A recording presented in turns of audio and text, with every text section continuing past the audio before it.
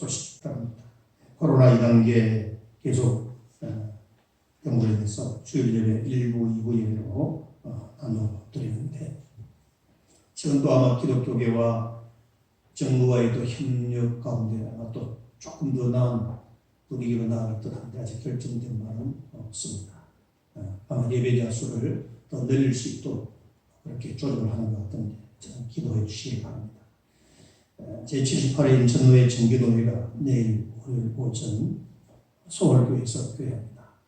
모든 규칙법을 잠정하고 코로나 상태로 인해서 예전 우리 교회 5월달에 노회했듯이 9시 반에 시작해가지고 아마 한 2시 조금 넘게 점심 먹지 않고 바로 진행할 것 같습니다. 감도사 이나씨 목사 주식도 있고 아주 중요한 정기노회인데 성도를 위해서 기도해 주시길 바랍니다.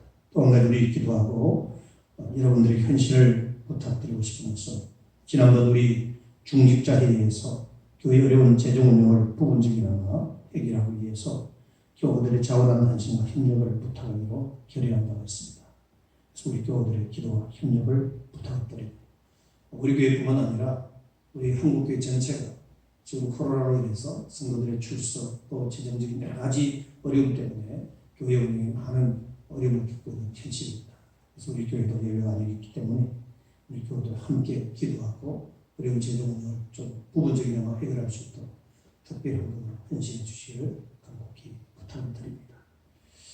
우리 금주 금요일 기도회는 우리 장로님, 남수 입사님, 권사님, 중직자들 함께 모여서 기도하기를 원합니다. 또 피곤하고 여러 가지 분주한 일도 있겠지만 함께 기도할 때 하나님께서 우리를 통하여 큰 역사를 이루실 줄 믿습니다.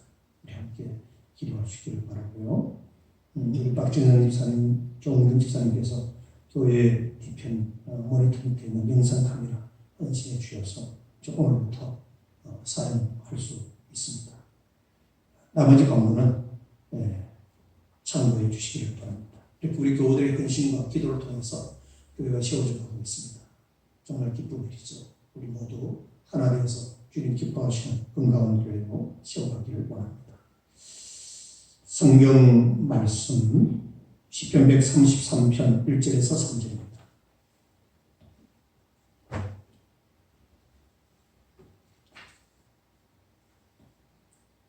함께 봉독하시겠습니다. 시작. 보라, 형제가 연합하여 동거함이 어찌 그리 선하고 아름다우고 머리에 있는 보배로운 기름이 수염 곧 아론의 수염에 흘러서 그의 옷깃까지 내린 같고 흘렁거리 이슬이 시온의 산늘에 내린 같도다. 거기서 여호와께서 복을 명령하시나니 곧 영생이로다. 아멘. 우리 한 사람이 평생 만나 알고 지내며 친한 관계를 맺는 사람들이 약 2,000명 정도 된다. 그렇게 통계가 있습니다. 그리고 보면 2,000명 숫자 작은 숫자는 아니지요. 이렇게 적지 않은 숫자지만 대부분의 사람들은 그 당시는 친하게 지냈더라도 시간이 지나면 자연스레 이직하고 또 멀어지는 경우들이 많습니다. 아무리 친하게 지내고 싶은 사람이라도 그 관계를 소중하게 여기지 아니하고 소홀히 하다가 멀어지고 나서 후회하는 경우들도 있습니다. 한지웅 한 밥상 먹으며 사랑하는 부모의 형제라 할지라도 동거동락 할 때는 참 살갑게 지내지만 성인이 되었자나마 가정을 꾸려 각자의 삶을 살다가는 관심이 멀어지는 경우들이 참 많습니다. 재산 문제나 감정 싸움 사소한 일로 감정이 격화되어서 멀어질 수도 있고 참 여러 가지 이유들로 인하여 원치 않는 아픔의 일들을 경험하는 일들이 참 우리 주변에 많습니다. 그러므로 한번 맺은 관계를 소중하게 생각하고 잘 관리한다면 정말 팍팍하고 어려운 이 기나긴 인생 여정에 두고두고 즐거움을 주는 좋은 삶이 되리라고 저는 확신합니다. 얼마 전에 우리 대한민국을 흔들어 놓은 감동시화가 있어서 여러분에게 소개하고 그들이 주고받은 편지 내용이나 그들을 통해서 일어난 여러 가지 참 감동적인 상황을 여러분들에게 소개하려고 합니다. 자살을 기도하던 30대 가장 2명이 로또에 당첨되고 이를 둘러싼 미담이 미국 방송 CNN, 일본, 영국 등과 인터넷을 통해서 뒤늦게 알려지면서 전 세계 국민들을 감동시킨 일이 있습니다. 사건의 발단은 지난달 2020년 9월 27일 한강대교 북단다리 아치위에서 시작됐는데 성북구 자기동에 사는 38살 되는 김모 씨는 이날 자신의 처지를 비관하여 자살을 하려고 한강대교 다리 아치위에 올라갔습니다. 마침 자살을 기도하던 또 다른 38세의 박모 씨도 거기서 만나게 된 겁니다. 어쩌면 자살을 위한 동지가 옆에 있는 거죠. 그러나 주민신고를 받고 111 구조대와 용산경찰서가 긴급 출동해가지고 1시간 만에 그 자살 소동을 종료시켰습니다. 경찰 조사 결과 김 씨는 평범한 회사원으로 지난해 8월 건설 사업을 하는 친구 원모 씨에게 보증을 섰다가 3억 원의 빚을 떠안은 것으로 밝혀져서 그것을 감당할 길이 없어서 마지막 그는 자살을 기도하게 됐던 것입니다. 또 다른 박 씨는 2달 전에 교통사고로 아내를 잃은 슬픔을 당했지만 죽은 아내가 가해자로 불리자 법정 사업에 지쳐서 자살을 결심하고 한강을 찾았던 것입니다. 당시 경찰은 다시는 이 같은 일을 하지 않겠다라고 두 사람으로부터 약속을 받고 이제 훈방을 하게 되는데 서로의 취지를 알게 된 두 사람은 이달 늦게까지 함께 술을 마시고 그 후로도 자주 만나서 술을 마시며 절친한 친구 사이로 발전해 갔습니다. 그러다가 그달 7일 김 씨와 박 씨는 당첨되면 반씩 나눌 것을 약속하고 각각 1만 원씩 내서 강남대로 복권 판매점에서 로또 20장을 샀습니다. 그중 한 장이 2등에 당첨돼서 3억 원을 받게 된 김 씨와 박 씨. 그런데 천성이 착한 이 두 사람은 그 돈으로 가정을 수습하라며 서로에게 건네줬지만 결론을 내지 못하자 일단 김 씨가 당첨된 로또 용지를 보관하게 되었습니다. 그날 밤 김 씨는 자신의 마음을 적어 편지 속에 당첨된 로또 용지를 넣어서 대방동 박 씨 집 편지함에 넣고 왔습니다. 이 박 씨와 김 씨가 서로 주고받은 편지 내용 일부인데 한번 들어보시기 바랍니다. 박 씨의 편지입니다. 이복의 친구, 제발 내 마음을 받아주게라. 나야 아이 하나 갖고 다시 돈 벌어 빚 갚고 살아가면 되지만 전에 상황이 나보다 좋지 않아. 아이들 엄마 그렇게 떠난 것도 큰 슬픔인데 엄마 없이 아이들하고 어찌 살아가려고 그러나 우선 이 돈으로 가정을 추스르고 내일을 모세하게 보게라. 자네 자꾸 이러면 다시는 자네 안 볼 것을 명심하게. 이런 편지와 함께 로또 복권 당첨 것을 넣었습니다. 근데 김 씨의 또 편지입니다. 무슨 소린가? 친구가 간 사람이고 산 사람은 어떻게 살아갈 수 있지? 우선 이 돈으로 자네 빚부터 갚겠다. 나는 아직까지는 먹고 사는데 큰 지장이 없지 않을까? 우선 자네 빚부터 갚고 살 길을 찾아봐야지. 빚 때문에 고민하다가 또 한강다리에 올라갈 텐가? 그렇게 자네를 잃기 싫네. 제발 이러지 말게라. 어찌 그리 내 마음을 몰라주는가? 라고 하는 답신을 또 김 씨와 박 씨에게 보냈습니다. 다음날 이 사실을 안 박 씨 또한 친구를 생각하는 마음에서 정성스레 또 편지를 써서 장기동에 사는 김 씨 집 편지함에 로또 용지와 함께 편지를 놓아두었습니다. 친구를 배려하는 이 감동의 덕통은 이후에도 서너 차례 오가게 되었는데 그런데 이날도 거하게 술에 취한 김 씨가 박 씨의 편지함에 편지 봉투를 넣는다는 것이 엉뚱한 편안의 편지를 넣고 온 것이 또 다른 사건의 발달이 되었습니다. 박 씨 빌라 바로 위층에 사는 여성 진선행 씨 28살 이 여인이 사는 이 집에 편지 봉투를 넣었는데 이 여인이 보니까 떠나지 않은 횡재를 하게 된 것입니다. 그 편지 속에 애틋한 사연을 알게 된 이 여성이 진 씨는 당첨된 이 로또 용지와 함께 편지를 모 신문사에 제보했고 감동의 미담으로 인터넷을 통해서 30시간에 번져가게 되었습니다. 미국의 CNN 방송은 한국 사람의 배려와 인정은 전 세계 최고다라는 타이틀로 이 소식을 긴급 타전하게 되었고 영국의 BBC 방송도 자살 기도자 2명 로또 당첨으로 절제한 사이트다라고 보도했고 일본의 요미우리 인터넷판은 두 사람의 배려 끝은 어딘가라는 제목으로 이 소식을 톱 기사로 다뤘습니다. 자살을 위해서 한강을 찾은 두 사람 이렇게 친구가 되었습니다. 한편 국민뱅크 측은 당첨금 3억 원과는 별도로 김 씨의 보증빚 3억 원을 대신 갚아주는 한편 억울하게 교통사고 가해자로 몰린 박 씨 가족에게 국내 최고의 변호인단을 무료로 선임합니다. 대대적인 법적 자문을 통해서 박 씨 가족의 억울함을 풀어주었습니다. 국민뱅크 대외협력 유선한 팀장은 기자와의 전화 인터뷰에서 우연찮게 타인으로 만난 두 사람의 우정이 너무나 눈물겹고 또한 자신의 이득을 취하지 않고 제보를 해준 양심바른 진씨에게도 무척 감사드립니다. 이번 조치 배경을 설명하기도 했습니다. 또한 좋은나라 운동본부 김진실 대표는 로또 당첨되면 가족끼리도 불화가 생기는 경우가 많은데 이렇게까지 서로를 배려하는 모습에 눈물이 났다며 말을 잇지 못할 정도였습니다. 한편 이들의 감동 실화를 접한 영화 제작사의 한 관계자는 이 감동을 그냥 가슴속에만 간직하기 너무 아쉬워서 영화로 만들 계획이라며 감동 사연에 실제 이 두 주인공을 섭외하여 주연배우로 출연시키는 방안을 적극 검토 중이라고 말했습니다. 여러분, 우리의 옛 의존 이 형제공화 같은 현대판 실화가 한 달 전에 우리 한국 땅에서 일어났습니다. 우리가 사는 세상이 아직은 희망이 있다는 것을 보여줍니다. 너무나 잔잔한 감동입니다. 코로나19로 힘들게 살아가는 우리 사회가 매일매일 이렇게 상쾌했으면 좋겠다라고 하는 것을 저는 이 보도기사를 통해서 굉장히 큰 감동을 받았습니다. 아직도 우리 한국 사회에 희망이 있구나. 동번하고 인간의 인권, 삶을 더 우선시하고 살아가는 참 의로운 사람들이 있구나 하는 것을 보게 되었습니다.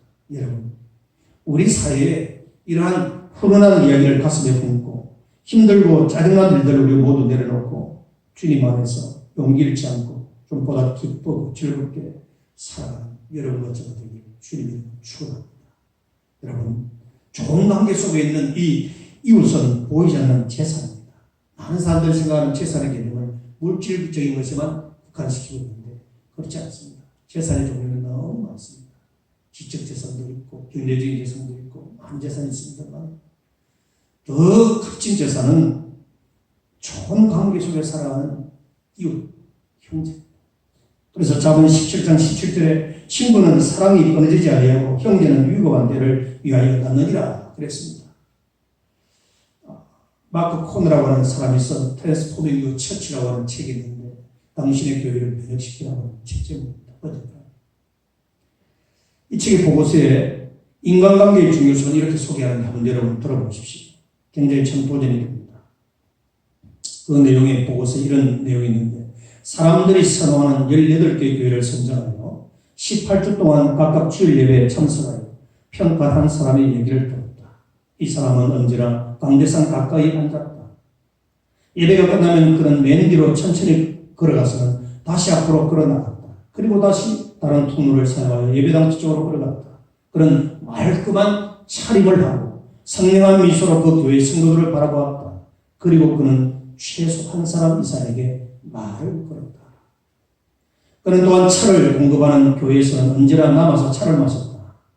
그는 다음과 같은 평가 기준을 사용해서 환영 점수를 계산하여 평가를 하는데 그 교회 성도 중 한 명에게라도 미소를 받는다면 10점, 그 교회 성도 중 한 명이라도 인사를 나눈다면 10점, 만일 어떤 성도와 서로 이름을 교환하며 인사를 나눈다면 100점, 만일 인사를 나눈 사람이 다른 모임을 소개하며 초대한다면 200점, 만일 그 사람이 다른 성도를 소개해 준다면 1000점, 만일 그 사람이 목사님에게 소개해 준다면 2000점, 이렇게 기준을 가지고 점수를 매겼습니다. 이런 기준으로 계산해 볼 때 18개의 교회 중에 11개는 100점 미만을 받았고 5개 교회는 20점 이하를 얻었습니다. 그의 결론은 이렇습니다. 마크 코너가 어떤 결론을 내는가? 만일 한 교회가 성경적인 교리를 갖고 있고 뜨거운 찬양을 하며 강력한 말씀을 선포를 하고 있다 해도 새 신자가 자신을 반겨줄 어떤 사람도 찾지 못한다면 그는 이 교회가 다시 오고 싶지 않다는 것이다 라고 합니다. 여러분, 우리 교회는 몇 점 해야 될까? 우리 교회 많지 않은 성도인데 여러분이 알고 있는 우리 교회 교우들의 이름을 헤아린다면 몇 명 정도 됩니까? 또 여러분에게 다가와서 인사하고 정중히 차를 마시자 얘기하실 분들이 몇 분이나 되는가? 아무리 오늘날 개인주의가 되어가는 시대를 할지라도 교회는 가족 공동체입니다. 살과 피를 나눈 혈연 공동체가 아닐지라도 그리스도 안에서 신앙 공동체, 동일한 신앙 고백을 가지고 하나님을 섬기며 하나님 나라를 사모하며 살아가는 그러한 신앙 공동체입니다. 우리가 아직도 세속적인 가치관 속에서 혼돈 속에서 신앙생활하고 있지는 않은지 우리들의 영적인 실상을 한번 점검하고 살펴보는 기회가 되었으면 합니다. 우리가 익히 알듯이 19세기는 거대 기후대 시대입니다. 20세기는 정부의 권력 구조 시대였다면 21세기는 공동체의 시대입니다. 저기 20세기까지는 회사와 기업들이 서로서로 무한 경쟁을 강조했다면 금세기는 서로 간에 상부상조와 공생공존의 협력 체계를 구축하지 않으면 살아갈 수 없습니다. 그래서 이제는 글로벌 시대로 지구촌이라고 합니다. 너무나 교통도 원활하고 통신망도 아주 편리하고 굉장히 편리한 시대 속에서 살아가는 시대의 지구촌 시대입니다. 그래서 제레미 리프킨은 21세기를 접속의 시대라 이렇게 부릅니다. 그는 21세기에는 누가 강력한 사람이 되는가라는 질문을 하면서 이렇게 대답합니다. 21세기에 있어서 강자는 얼마나 많은 것을 소유하느냐가 아니라 얼마나 많이 접속할 수 있느냐에 달려있다라고 이렇게 말하고 있습니다. 아직도 많은 사람들이 소유 개념에서 인생의 행복과 성패를 결정하려고 하는 사람들이 너무나 많습니다. 우리가 소유했다 할지라도 소유를 나눌 수 있는 관계성, 신뢰관계, 이웃관계가 이어지지 아니한다면 그 소유도 우리에게 다가오지 않을 뿐만 아니라 그 가진 소유에 대한 효율성도 떨어진다는 사실을 알아야 할 것입니다. 소유가 아니라 접속이라는 겁니다. 관계입니다. 관계. 특히 좋은 공동체 안에서 좋은 사람들과 사귄다는 것은 최고의 자산입니다. 좋은 신앙 공동체, 좋은 교제권을 형성하는 것은 최고의 축복이라고 하는 사실입니다. 그래서 저는 우리 교우들을 만나면 저는 늘 기쁘고 축복의 만남을 저는 믿기 때문에 저는 항상 주일이 되면 교우들을 기다리고 있습니다. 호텔 피트니스 클럽이 비싼 대비를 받는데도 사람들이 많이 선호하는 이유는 그래서 운동기구가 유난히 좋거나 거기에서 운동하는 것이 쾌적하기 때문이 아니라는 거지.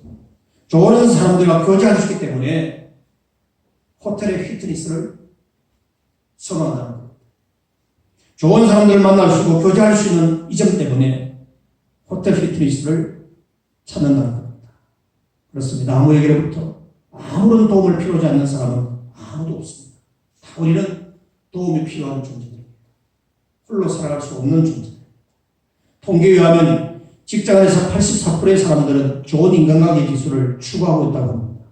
한때 인기 절정에 이르렀던 이 상도라고 하는 드라마에서도 강조했듯이 장사를 잘하는 사람은 물건을 팔지 않고 관계를 파는 사람이라 그렇게 말하고 있습니다. 관계를 파는 사람. 그런 맥락에서 세계적으로 아주 장사를 잘하는 나라 두 민족이 있는데 유태인과 중국입니다. 아주 장사를 잘합니다. 유태인들은 상대방에게 필요 없는 물건임에도 불구하고 필요할 수 있는 마음이 생기도록 설득해서 물건을 파는 민족이 유태인입니다. 그만큼 강력합니다. 비즈니스를 아주 탁월하게 잘하는 민족이 유태인입니다. 자, 이렇게 그들은 관계의 생명을 걸기 때문에 성공하는가 봅니다. 시간이 지나면서 점점 더 윤택한 삶을 사는 사람의 특징이 무엇일까요? 그는 세월이 갈수록 관계를 늘려가는 사람입니다. 그의 주변에 많은 사람들을 알고 지내는 사람을 가르쳐서 이 사람 참 말한 말이야. 이 분야의 말한 말이야. 그런 얘기들을 많이 하죠. 참 좋은 겁니다. 유럽 공동체 아버지라고 불리는 장몬. 이 사람은 프랑스인인데 그 한계를 초월해버린 멋진 인물입니다. 1차 세계대전 전에 그는 일찍이 영국으로 유학을 갔었는데 떠나기 전 그의 아버지는 모네에게 이렇게 당부합니다. 얘야, 영국에 갔다가 오면서 절대 책들은 싸우지 마라. 절대 책들은 싸우지 마라. 대신 그 나라 사람들이 많이 사귀어서 기중한 친구들의 우정을 가지고 돌아와라. 그렇게 얘기했다고 합니다. 이와 같은 그의 폭넓은 대인관계에 의해서 프랑스 정부를 개혁하는 일에 노론자 역할을 수행했던 것입니다. 찰스 촌이라는 사람도 오늘의 당신이라는 사람과 5년 뒤의 당신이라는 사람과의 유일한 차이는 당신이 읽고 있는 책과 사귀고 있는 사람들로부터 온다라고 그렇게 결론을 내리고 있습니다. 참 책이 우리의 삶에 굉장히 영향력을 미치죠. 우리가 사람을 만나고 관계하는 그 사람들도 우리에게 엄청난 영향력을 미치고 있다는 사실. 저도 총일도 하고 총동문회 일도 하고 노예 일도 하고 하여튼 교회와 관련된 일들과 많은 만남이 있는데 저도 뭐 큰 말은 아니지만 조금 거기에 속해 있어요. 굉장히 많이 관계가 좋습니다. 서로의 관계도 그렇고. 이런 여러 가지 만남 속에서 얘기를 하다 보면 참 서로를 알아보게 되고 새로운 정보를 알고 참 서로의 필요를 나눌 수 있는 그런 좋은 관계가 되게 됩니다. 사랑하는 우리 성도 여러분, 지금 어떤 사람들과 가까이 사귀고 계십니까? 여러분들이 주로 대화하는 대화의 주제의 내용과 또 관계하는 사람들이 주로 어떤 분들입니까? 어떤 부류의 사람들과 교제하는 것을 즐거워하고 계십니까? 참 굉장히 중요한 부분입니다. 교회는 서로 보살피고 서로 위로하고 격려하며 세워지는 축복의 공동체가 되어야 되는데 교회는 신앙과 사랑의 공동체라는 이 사실은 우리가 이미 잘 알고 있는 부분입니다. 한마디로 교회의 기본은 사랑의 사귐과 친교입니다. 이것이 바로 성경이 말하는 교회의 본 모습입니다. 이제 코로나로 인해서 교회가 한 가지 중단된 것은 예배가 중단되어지고 많은 제약을 받고 있다 보니까 교제가 거의 끊어졌습니다. 거의 교제가 끊어졌어요. 그래서 제가 기도하면서 생각한 바가 그래도 우리 교우들이 영적인 이 교제를 나눌 수 있고 영적인 영성을 이어갈 수 있는 좋은 길이 뭘까 생각하시 시편 성경을 필사한 배경이 여기 있습니다. 그런 관계성을 이어가고 자신의 영적인 부분을 지켜갈 수 있는 또 하나의 대안이 될 수 있겠다라고 하는 그런 생각에서 좀 성경을 쓰게 된 거지. 함께 식사도 하고 기도 제목도 나누고 한 주간에 있었던 여러 가지 일들을 서로 나누면서 교제하는 이러한 필요의 시간을 우리가 지금 활용하지 못하고 있기 때문에 참 안타깝습니다. 오늘도 또한 1부, 2부 예배 마치고 나면 그냥 인사만 하고 헤어질 수밖에 없는 이런 상황을 저는 굉장히 가슴 아파하고 있습니다. 교제가 얼마나 중요한지 우리가 신앙 공동체, 사랑의 공동체인 동시에 공동체는 한 몸을 이루어가는 지체들이기 때문에 성도는 가족입니다. 육신의 성도 다르고 살아오는 삶은 다르지만 우리는 동일한 신앙 고백 속에서 하나님을 섬기는 거룩한 성도들의 모임, 교회를 이루고 있는 지체들이기 때문에 우리는 이 관계성을 굉장히 중요하게 여겨야 한다는 것입니다. 제가 오늘 아침에 광고 중에 우리가 교회 재정의 어려움을 십시일반이나 우리가 함께 기도하며 동참하려는 이유도 이런 관계성 속에 주님의 교회가 힘들고 어려울 때 함께 힘을 모두어서 헌신하자고 하는 그런 맥락입니다. 자원하는 마음으로 하십니다. 억지로 하는 것이 아니라 자원하는 마음. 하나님 나에게 감동 주시는 대로 동참해 주시기를 바랍니다. 이게 교회인 것입니다. 오늘 시편 133편에서는 하나님의 백성들의 연합과 교제의 동기함을 너무나도 아름답게 묘사하는데 본문의 내용이 이렇습니다. 이스라엘 민족은 1년에 세찰생 명절 때마다 수도의 예루살렘에 모여 함께 동거하며 즐거운 축제를 지킵니다. 유월절, 오순절, 초막절이지. 각 지방에 있는 사람들이 다 한 곳에 모여서 같이 머물며 사귀는 것인데 이런 맥락에서 보면 시편 133편은 형제와 자매의 연합과 사귐을 참으로 아름답게 노래하고 있다는 것에 주목을 해야 합니다. 아마도 다윗은 예루살렘 궁전에서 물끄러미 창밖을 내다보면서 광장에 모이는 수많은 사람들의 축제적인 사귐의 풍경을 보면서 아마 시상이 떠올라 노래를 불렀던 것 같습니다. 그 얼마나 아름답고 즐거운가. 형제자매가 어울려서 함께 사는 곳, 그 머리 위에 본 보배로운 기름이 수염곧 아론의 수염을 타고 흘렀어. 그 옷깃까지 흘러내린 것 같고 헤르몬의 이슬이 시온산에 내린 것 같구나. 주님께서 그곳에서 복을 약속하셨으니 그 복은 곧 영생이로다.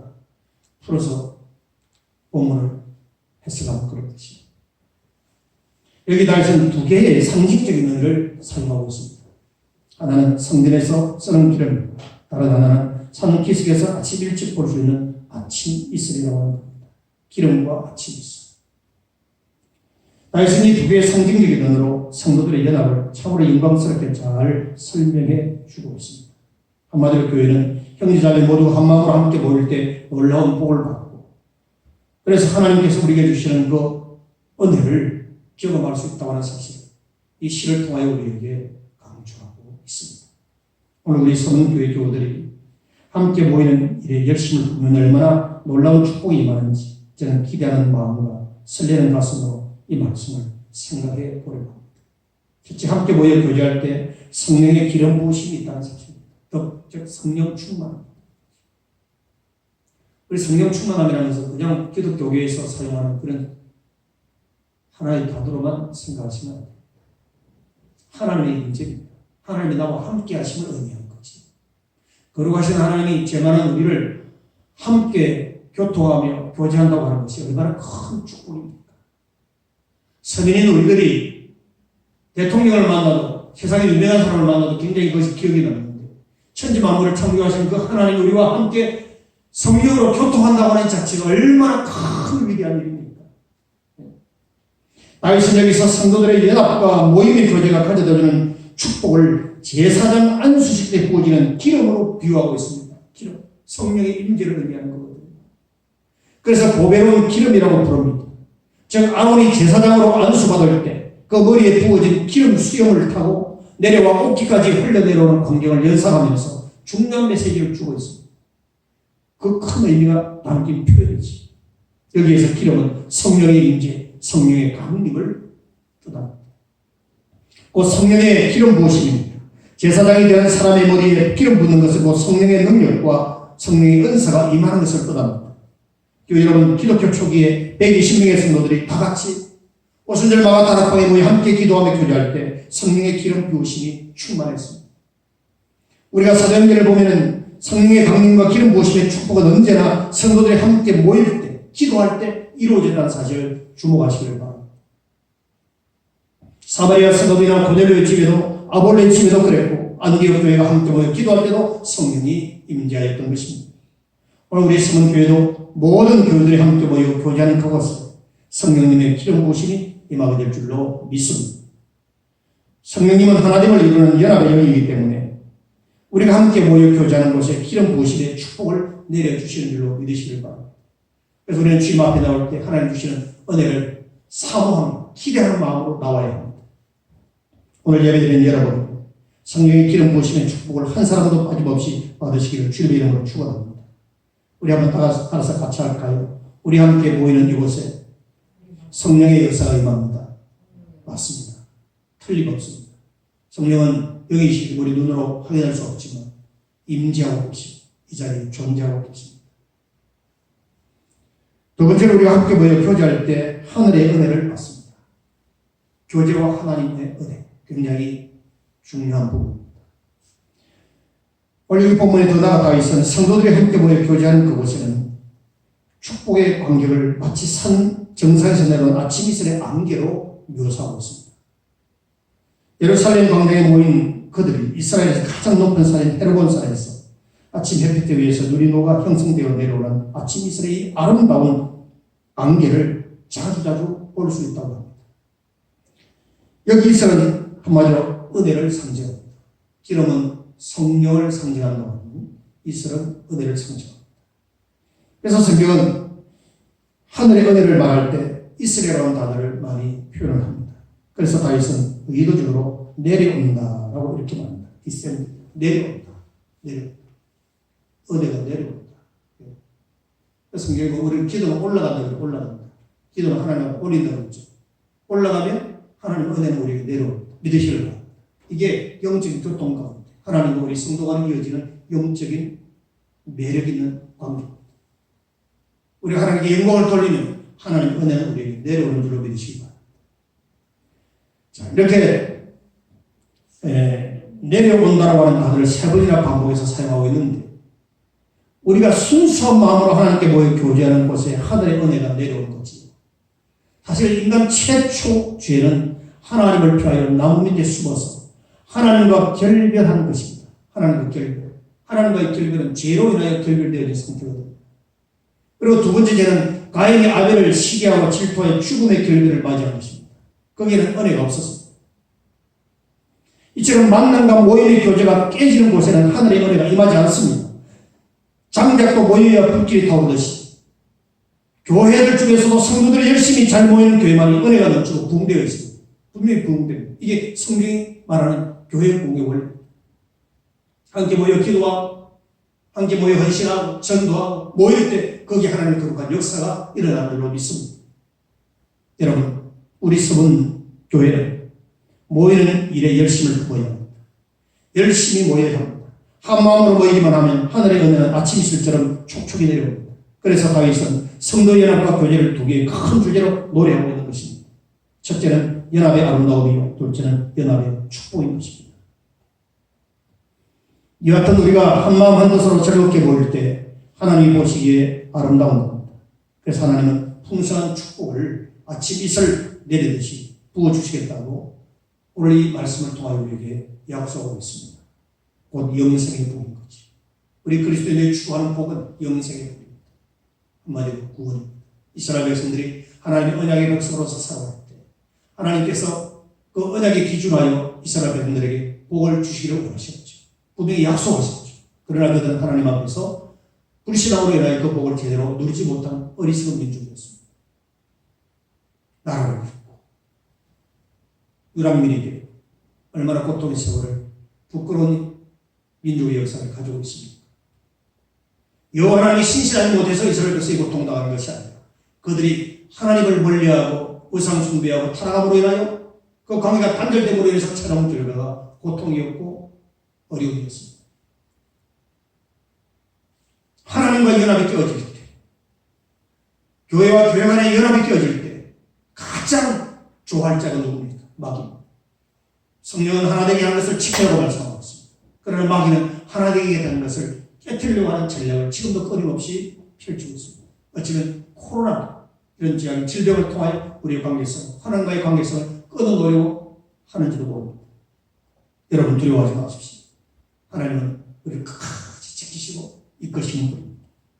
이와 같은 우리가 한마음 한뜻으로 즐겁게 보일 때 하나님이 보시기에 아름다운 겁니다.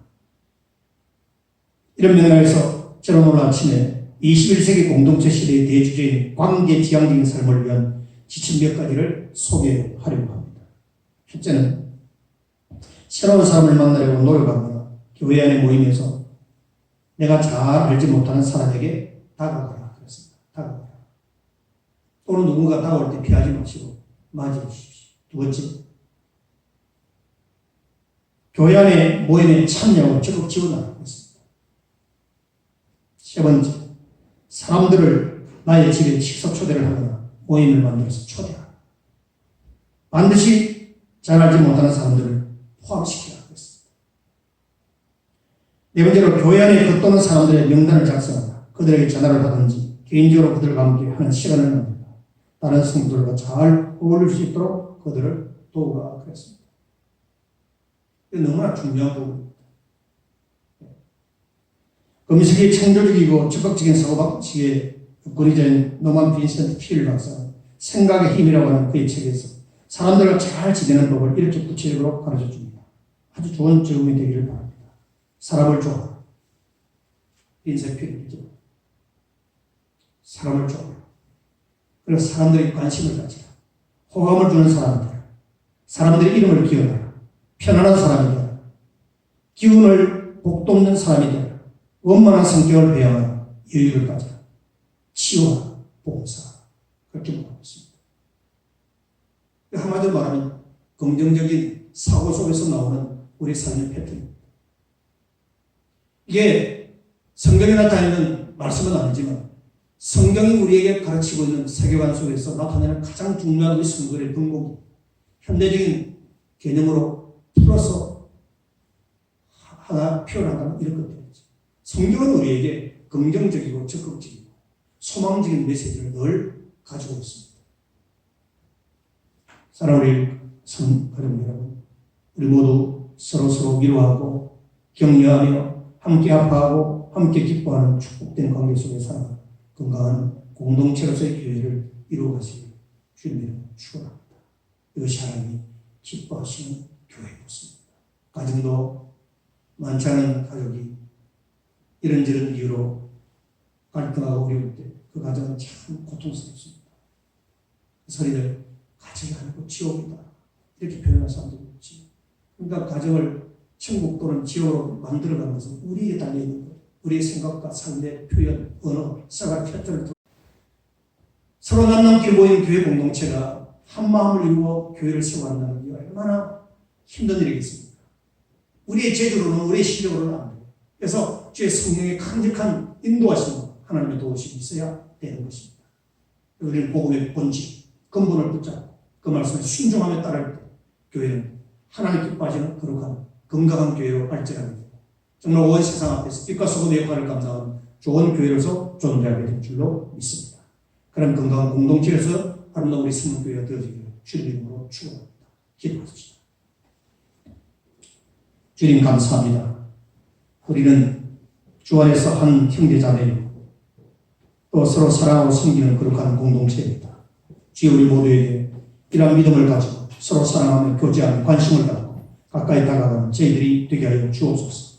그래서 주님이 기뻐하시는 우리 성교회들로 축복하여 주옵시고, 많지 않은 거지만 참 많은 교회 못지않는 그런 아름답고 건강한 교회로 세워져 갈 수 있도록 축복하여 주옵소서.